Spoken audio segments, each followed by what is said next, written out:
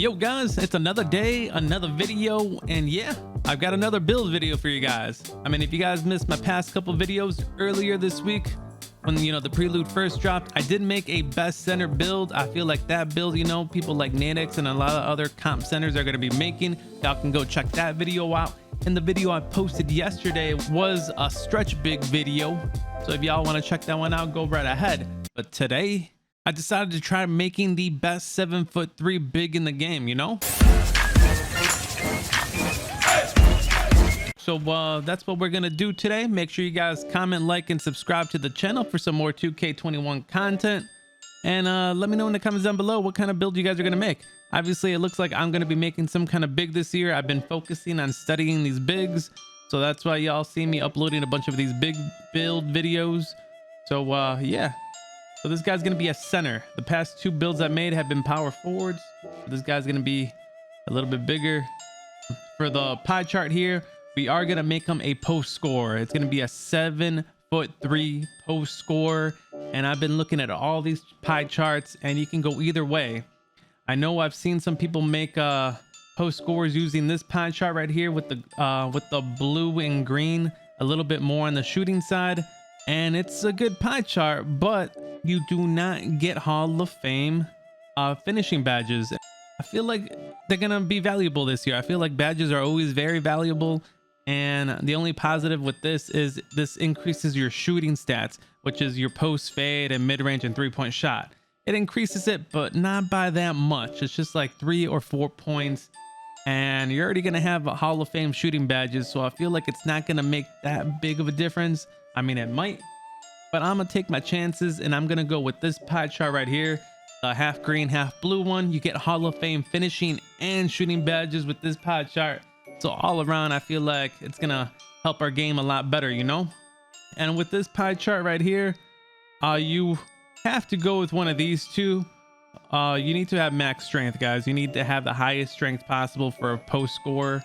A lot of people are going to be making these 6'8", 6'7", 6'9" bigs. So this build's going to be able to dominate all these bigs in the paint. You want to have strength. Personally, I'm probably going to go with the one with more speed. I feel like the vertical is not going to be that necessary since we're going to be 7'3".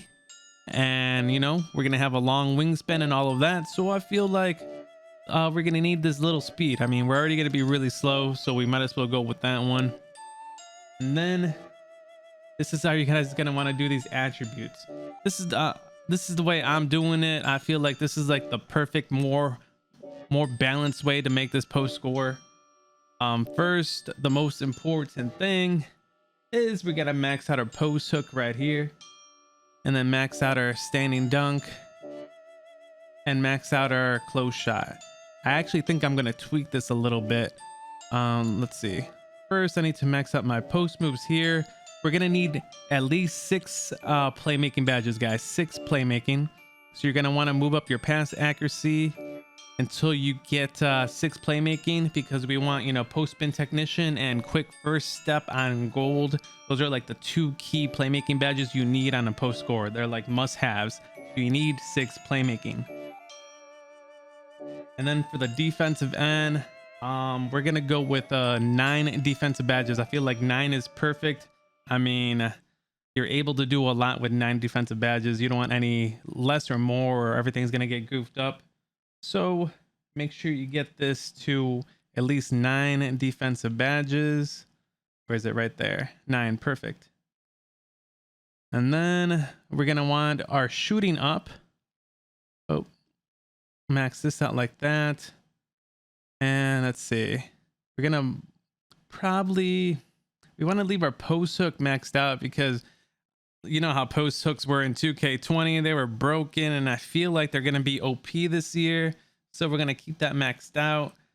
I feel like we can lower our standing dunk a little bit, and our close shot we can lower it a little bit. I think, what is it, 86, because I want to be able to max out my post fade here. Okay, we're gonna need one more. Okay, here we go.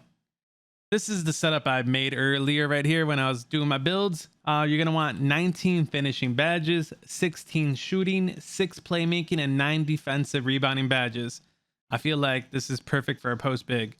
I mean, I don't know what you guys are gonna complain about on this one, but I feel like this is perfect.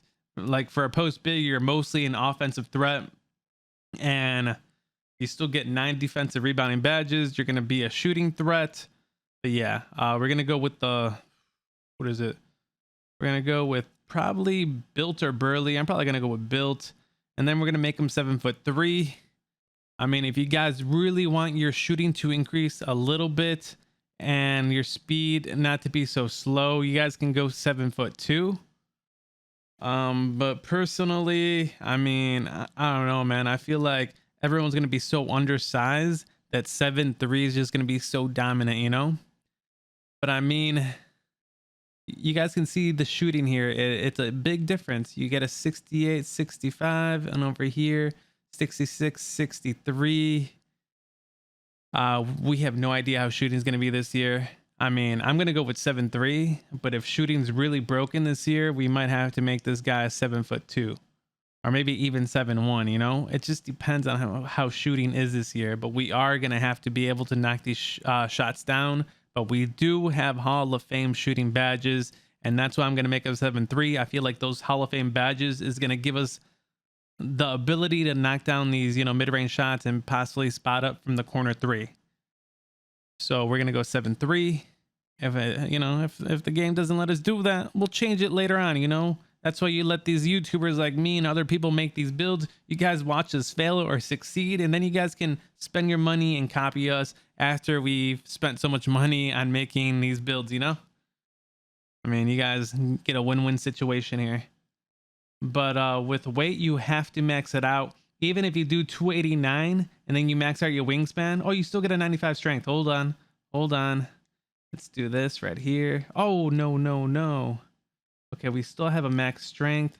So I'm trying to get more speed and acceleration. There you go. So we need a 286. Yeah, 286. So for the weight, you're gonna want to go with 286. And then you're gonna want to max out your wingspan. And look at this. This is gonna be your finishing stats on this build. Your rebounding is not bad. Your blocking is not bad. Defense is not too bad for the in-paint defense for this build. You're an offensive build, you know? You get an 88 post hook, a 93 standing dunk. You get a 63 mid-range and a 61 three-point shot. Like I said, man, it's going to be questionable this year if we can hit shots with a 60. If we can, and then this build's going to be goated. If we can't, we're probably going to have to make this guy shorter. I'm just being real with you guys, man. This build is not a 100%, you know, guaranteed dominant build. But if it's like past 2Ks, every single 2K since like 2K, you know, 14 when the park first came out, or 2K15, like big men have always been able to shoot with low ratings. Like it's happened every year. Mike Wing tells us every single year that they're gonna fix it, that you're not gonna be able to hit consistently unless you have, you know, a 73 pointer or 70 mid-range shot. But it never ends up that way. You're always able to shoot with like a 50 or a 60, you know, shooting stats. So I'm gonna take my risk and make this build right here and risk it with a 61-3 and a 63 mid-range. We have Hall of Fame shooting badges, like I said, Hall of Fame finishing badges. I don't know, man. I'm going with this build. All right, guys. Like I feel like this is the best post score build in the game. Like, I don't know. If you guys have seen other people's builds, or you think you can tweak this build a little bit better, let me know in the comments down below. Let's help each other out. All right.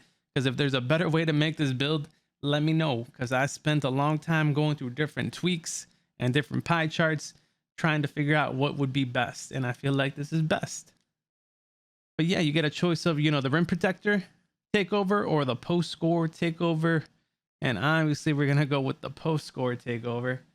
Like, yo, man, if this build can shoot, whew, you guys have no idea. You guys get interior force. Yo, I'm telling you guys, if you can shoot with these stats, being in the low 60s, this build's gonna be disgusting. Like, everybody's going to be making these 6'8", 6'7" little centers. So when you hop on the twos court, you're just going to bully them. So, yeah, this build's going to be crazy. I hope. And obviously this build's going to be, you know, super good on the 1v1 court. And it's going to be very questionable on the 3v3 court. I would not recommend this build on the 3v3 court. You're going to be super slow, big slow, when it's just going to be, yeah, not good. This is definitely a one's court or two's court build. Yeah, guys, that does it for this build. I hope I helped some of y'all out. If you guys like making post scores, make sure you drop that like, guys.